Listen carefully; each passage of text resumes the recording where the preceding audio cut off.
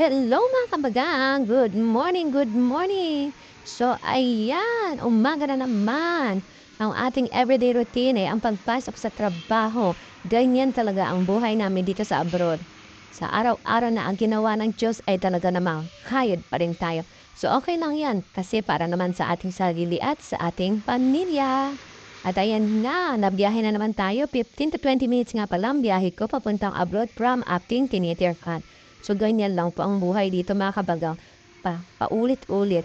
Pero ganun pa man, pasalamat pa rin tayo sa Diyos kasi meron tayo trabaho. Dahil alam niyo ba, dito sa abroad, hindi lahat ay may trabaho. Meron din dito mga wala pang trabaho na nagsasuffer sa pagbili ng visa, makahanap lang ng trabaho. Kaya, thankful pa rin tayo kasi kahit na paulit-ulit yung ginagawa natin, ayun, meron tayong worth. Salamat Lord sa lahat ng biyaya. Di man ganun kalaki ang ating kinikita, at least